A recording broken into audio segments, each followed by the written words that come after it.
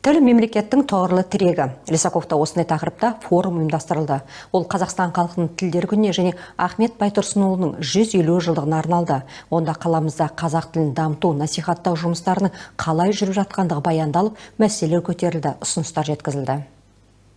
Тілдер күніне арналған шараны қала әкімі өз бастап берді. Форумға мемлекеттік қызметкерлер, қоғам белсенділері, педагогтар мен оқушылар, сонымен бірге Сөйле Тайм клубының мүшелері мен журналистер қатысты. Ең бірінші Лисаковта тіл саясатына қатысты атқарылған жұмыстар туралы айтылды. Жаннұр Кенжебаеваның сөзінше, 2022 жылы тілдерді оқыту орталығында 14 топта деңгей бойынша 243 адам қазақ тілін оқуда. Оқыту ұзақтығы 4 жыл. Оның сыртында офлайн және онлайн түрінде қысқа мерзімді курстар өтеді. Сонымен бірге Сөйле Тайм клубы бар. Оғанда қазақша меңгергісі келетін кез келген тұрғынның қатысуына болады. Тілдерді оқытып үйретумен бірге мемлекеттік тілді насихаттайтын түрлі іс-шараларда ұйымдастырып тұратындығы жеткізілді. Ал тілдерді оқыту орталығының қазақ тілі оқытушысы мемлекеттік тілді оқытудың әдістері мен тіл үйренушілерінің коммуникативті деңгейлерінің қалыптасуына әсер ететін факторлар туралы баяндады. Балаларға да үлкендерге де тілді үйретіп жүрген ұлты басқа Любовь Кандрежу болса, өзінің қазақшаны қалай меңгеріп алғандығын тілге тиек етіп, баршаны мемлекеттік тілде сөйлеуге шақырды. Менің ата-анам 1-ші сыныптан бастап мені қазақ тілінде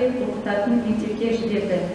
Біз Қазақстан азаматтарымыз болғандықтан, болашақта мемлекеттік тілді өз ана тілім ретінде білуім керек. Алғаш рет мектепке барғанда мұғалімнің және сыныптастардың не айтқанын түсінбедім. Бірақ менің алғашқы мұғалімім маған қосымша уақыт бөліп оқытып жүрді. Менің сыныптастарым, көршілерім, достарым да мені қарсы алып, барлық жағынан тілді меңгеруге көмектесті. Қарым-қатынас ортасы тілді үйрену үшін өте маңызды екенін енді ғана түсіне бастадым. Украин қызы біз Қазақстанда тұрып жатырмыз, сондықтан мемлекеттік тілді білуіміз қажет дей келе, қазақшаны балабақшадан бастап меңгерту керектігін айтты. Менің ойымша, кішкентай балалар тез есте сақтайды. Бірақ егер олар сөздерді әрдайым қолданбаса, тез ұмытып кетеді. Сондықтан менің ойымша, егер ата-аналар балаларын қазақ тілінде оқытатын топтарға беруден қорықпаса, бұл өте жақсы болатын еді. Өйткені біз балабақшадан балаларға негіз саламыз ғой. Форумда мектеп және балабақшада жұмыс істейтін мұғалімдер сөз сөйлеп, тіл үйренгісі келетіндерге жағдайлар жасалғандығын жеткізді. Дельфинчик бөбекжай базасында қазақ тілін меңгеру үшін қолайлы жағдай жасалған. Пәндік кеңістіктік орта қалыптасқан, дидактикалық материалдарға бай қазақ тілі кабинеті жұмыс істейді.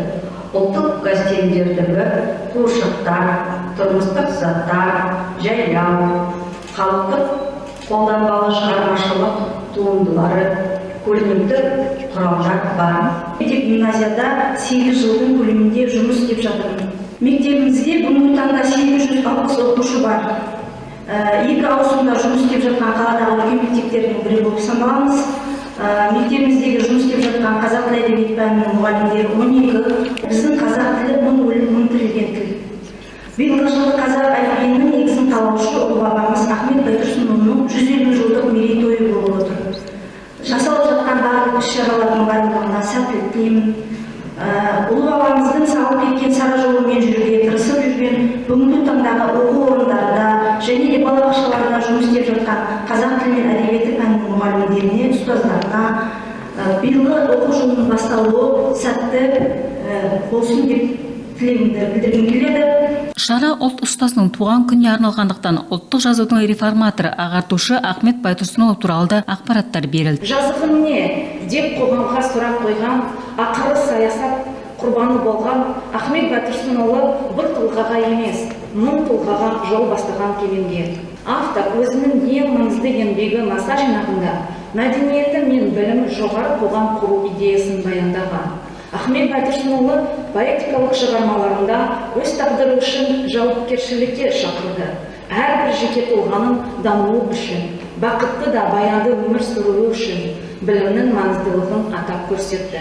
Қазақ тілі тәуелсіздігіміздің айғағы, оны насихаттауда бұқаралық ақпарат құралдарының ықпалы зор. Соған сай елімізде тіл саясатының жергілікті телеарна арқылы жариялану туралы бейнесюжет көрсетіліп, Лисаков басшысына жиындарда баяндамалар мен есеп берулер тек орысша ғана емес, мемлекеттік тілде болып, қаламыздағы барлық мектепке дейінгі ұйымдарда қазақ тіліндегі топтар ашылса деген ұсынысымызды жеткіздік. Форум тіл саясатын жүзеге асырып, қоғамдық келісім мен бірлікті нығайтуға үлес қосып жүргендерді марапаттаумен аяқталды. шақты адам қала әкімінің алғыс хаты мен сыйлықтарды иеленді. Жанар Тойшанқызы, Дахамбек Айыпбергенов, күн ақпараттық қызметі.